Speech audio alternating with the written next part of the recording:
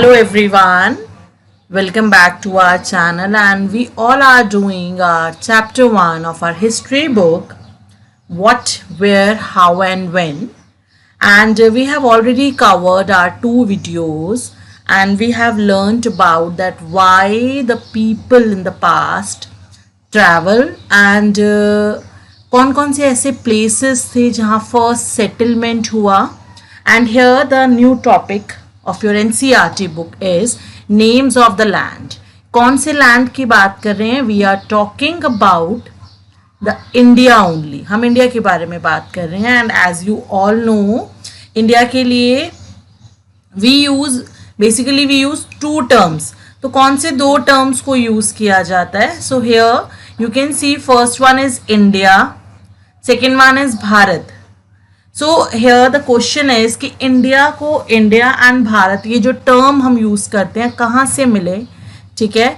So let's see, first हम देखते हैं इंडिया का कि स्टार्टिंग कैसी हुई. तो as you all know India जो है इंडस रिवर का नेम है. हमने देखा भी था जहाँ पर हमने मैप में उसको चेक किया था. सो वर्ड जो इंडिया है it comes from the river Indus and Indus river को हम सिंधु बोलते हैं. कौन से लैंग्वेज में? संस्कृत लैंग्वेज में. तो सिंधु नदी के नाम से जाना जाता है इंडस रिवर को.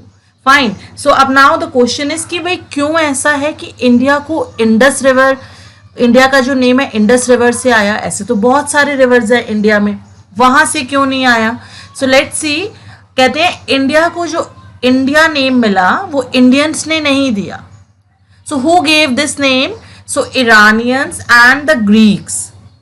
ये इंडिया में आए about 2500 years ago and इनको इतना पता था कि जब वो इंडिया में एंट्री करते हैं ना 6th क्लास, तो उनको इंडस रिवर को क्रॉस करना पड़ता है, ठीक है. तो इंडस रिवर को क्रॉस करके वो एक पर्टिकुलर लैंड पे पहुंचते हैं. उनको उससे कोई मतलब नहीं था कि वो लैंड इंडिया है या नहीं. नो, वो सिर्फ ट्रैवल कर रहे थे और उन्होंने जब अपने एम्पायर से निकलकर, Greek people and the Iranians अपने एरिया से निकलकर जब वो सिंधु यानी आपकी इंडस रिवर को क्रॉस करते थे, तो जो उनको लैंड विजिबल होता था उनको वो लगता था उस लैंड को उन्होंने इंडोज बोलना स्टार्ट कर दिया. बिकॉज वो किसको क्रॉस करके आ रहा है? इंडिया को, इंडस रिवर को क्रॉस करके. एंड इंडोस क्यों हुआ? प्रोनाउंसिएशन का फर्क आया, उन लोगों ने उसको इंडस बोला. वहीं इंडस से हिंदस निकल के आया, तो इंडस से इंडिया बन गया एंड हिंदोस से हिंदुस्तान बना. सो ये टर्म हमने यूज नहीं किया. Who use this term? Greeks and Iranians, because they had to cross the Indus river. और इंडस रिवर के बाद जो एडजेसेंट लैंड था वो वहां पहुंचते थे, तो उन्होंने धीरे धीरे उस लैंड को इंडोज और हिंदोज इस तरीके से बोलना स्टार्ट किया. एंड आफ्टर दिस इंडिया का इंडस रिवर से ही इंडिया का नेम एक तरीके से ओरिजिन हुआ, ठीक है. And now the second thing is Bharat. ये टर्म कहाँ से आया? So the name Bharat was use for a group of people who lived in the north west. तो नॉर्थ वेस्ट में कुछ लोग रहते थे, उन्होंने उस एरिया के लिए टर्म यूज किया. वो लोगों का ग्रुप को बोला जाता था, ठीक है. एंड हमने बाद में इस चीज को रियलाइज किया. जो ऋग वेदा है ये बहुत पुराना वेदा है जिसके अंदर बहुत सब चीजें मेंशन है. इसके बारे में हम आगे चैप्टर्स में अभी और डिटेल में पढ़ेंगे. जो अर्लीस्ट कॉम्पोजिशन माना जाता है संस्कृत लैंग्वेज का. So here Rig Veda basically जो है उसमें भी मेंशन किया गया है भारत टर्म का, जहां पर उस ग्रुप ऑफ पीपल के लिए यूज हुआ जो नॉर्थ वेस्ट में रहते थे. नॉट पूरे इंडिया में नहीं रह रहे, सिर्फ एक पर्टिकुलर एरिया में.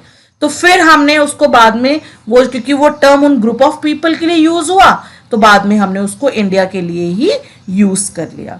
सो बाय दीज थिंग्स, कोई ऐसा कुछ बहुत बड़ा इसके पीछे लॉजिकल रीजंस या ऐसा कोई साइंटिफिक रीजन नहीं है.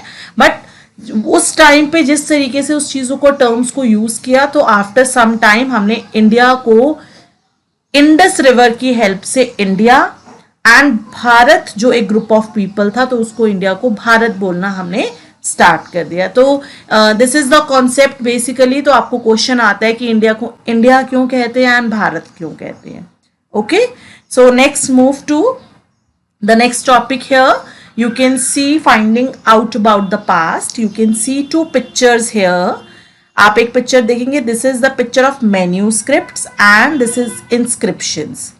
एंड इंस्क्रिप्शन एंड मैन्यूस्क्रिप्ट्स के पिक्चर इज मैंने यहाँ पर सिर्फ आपकी एनसीईआरटी बुक से लिए हैं।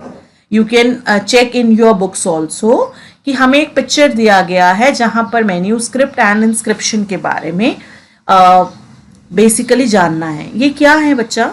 पास्ट को जानने के लिए हमारे पास कुछ तो इन्फॉर्मेशन होनी चाहिए और वो इन्फॉर्मेशन मैन्यूस्क्रिप्ट्स एंड इंस्क्रिप्शंस ही हैं। लेकिन इनमें डिफरेंस क्या है? So let's see.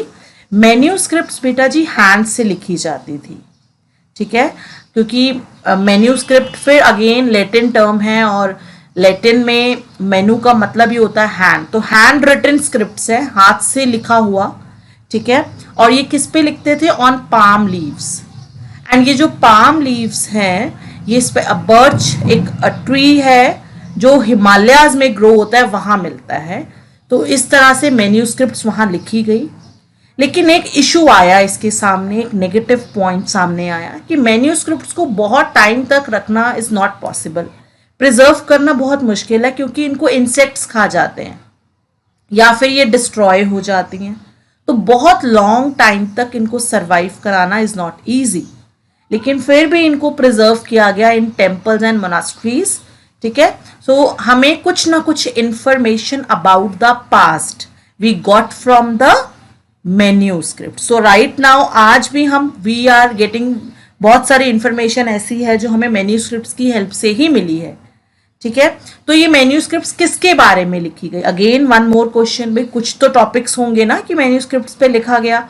So yes, religious beliefs लिखी गई, किस तरीके के उस टाइम पे एक सोच थी, बिलीफ्स थे, प्रैक्टिसेस थे, किंग्स कैसे रहते थे, as well as about the medicine like plants और कुछ, एंड साइंस मतलब अगर कुछ फैक्ट्स मिले, कुछ चीजों को प्रूफ किया गया, then only they were written on the manuscripts. Even some poems, epics और ये सब चीजें लिखी गई। Many of these were written in which language? In Sanskrit language. Sanskrit में जरूर लिखा गया।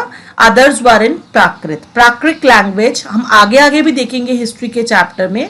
This was the language which were used by the common people. आम लोग, ordinary people जो थे वो प्राकृत लैंग्वेज ही यूज करते थे।